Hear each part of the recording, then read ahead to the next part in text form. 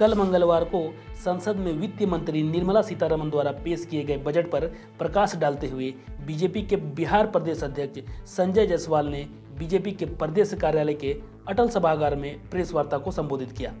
वार्ता के दौरान संजय जायसवाल ने कहा कि इस बजट से देश को आत्मनिर्भरता तथा बिहार को प्रगति का मार्ग मिलेगा। साथ ही उन्होंने बजट में पेश किए तमाम बिंदुओं पर पुनः चर्चा की और कहा कि प्रधानमंत्री नरेंद्र मोदी ने इस बजट को सर्वस्पर्शी बनाया है। वर्ष 2022 का यह बजट पूरे विश्व के लिए एक मिसाल बनेगा। संजय जायसवाल ने कहा कि स्वामी विवेकानंद जी का यह मानना था कि भारत एक दिन विश्व गुरु बनेगा और आज इस बजट के आने के बाद यह सपना सच होता हुआ दिख रहा है। वार्ता में कहा गया कि बिहार का आने वाला बजट बिहार के उद्योगों को बढ़ावा देने वाला होगा। यह बजट न केवल देश के दृष्टिकोण से बल्कि सर्वस्पर्शी तथा व्यापक रूप से समाज के सभी वर्गों के लिए हितकारी साबित होगा। आत्मनिर्भर अर्थव्यवस्था के मूल मंत्र के साथ कल माननीय निर्मला सीतारमण जी का भाषण हुआ और पूरे बजट को उन्होंने देश के सामने रखा। आज भारतीय जनता पार्टी के कार्यकर्ता हर्षित हैं कि पहली बार इतिहास में पार्टी के कार्यकर्ताओं को बजट को लेकर के संबोधन इस देश के प्रधानमंत्री जी ने रखा है।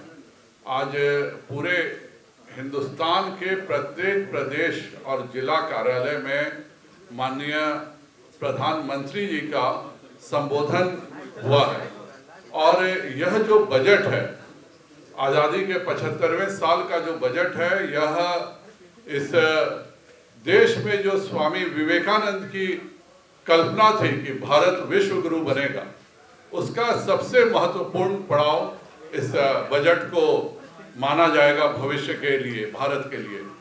और इस पूरे बजट में जो सबसे बड़ी विशेषता है वह है कि इस देश को आगे बढ़ाने के लिए जो अर्थव्यवस्था को और एक लॉजिस्टिक का मजबूत आधार होना चाहिए, वह माननीय प्रधानमंत्री जी ने दिया है।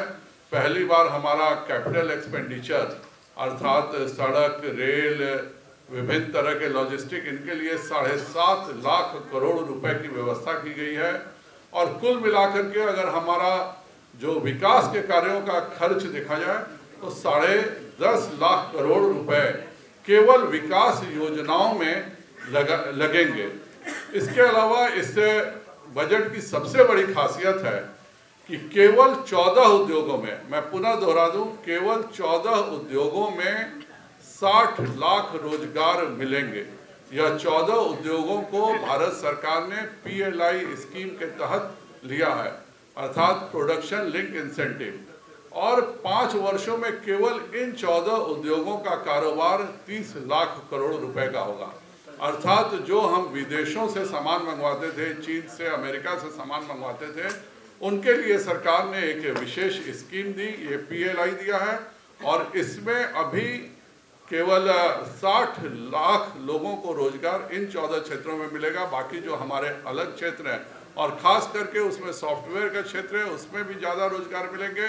इसके अलावा जो एनिमेशंस, गेमिंग, मोबाइल, इनका क्षेत्र जो है विजुअल इफेक्ट्स का, इसके लिए भी सरकार ने एक बृहद योजना बनाई है जिससे कि ये एक 3 लाख करोड़ रुपए का कारोबार हम केवल इस AVGM में ही हम लोग उम्मीद कर रहे हैं। और यह पूरे विश्व में, आज दुनिया में सबसे ज़्यादा गेमिंग के खेलने वाले और इस तरह के कार्य करने वाले भारत में मौजूद हैं बच्चे, लेकिन इनका सारा एनिमेशंस बाहर दूसरे देशों में बनता था। उसी प्रकार से इस किसानों के लिए 2,37,000 करोड़ रुपए केवल MSP के लिए रखा गया है। बिहार में इंफ्रास्ट्रक्चर योजनाओं में इसमें बहुत बड़ी मदद मिलेगी। जो हमारे NHAI के प्रोजेक्ट थे, जो रेलवे के लाइन डबलिंग के प्रोजेक्ट हैं, जो हमारा एक पोर्ट का लॉजिस्टिक बनना है, यहीं पर दिगवाड़ा में बनेगा और वहाँ पे कस्टम कार्यालय खुलेगा जिससे हम हल्दिया कस्टम्स के चले जाएंगे। एक जॉन F कैनेडी ने 1963 में एक बात कही थी कि अमेरिका अमीर है इसलिए इसकी सड़कें अच्छी नहीं हैं, बल्कि अमेरिका की सड़कें अच्छी हैं इसलिए वह इतना अमीर है। माननीय प्रधानमंत्री जी ने यह पूरी योजना में इस देश में 100 PM Gatishakti logistic parks, 4 multinodal hubs और पूरे देश में इंफ्रास्ट्रक्चर की एक ऐसी व्यवस्था की है कि कोई भी व्यक्ति किसी भी कोने में उद्योग लगा करके वह सारी सुविधाएं प्राप्त कर सकता है जो किसी ज़माने में केवल महानगरों के पास ही उपस्थित था।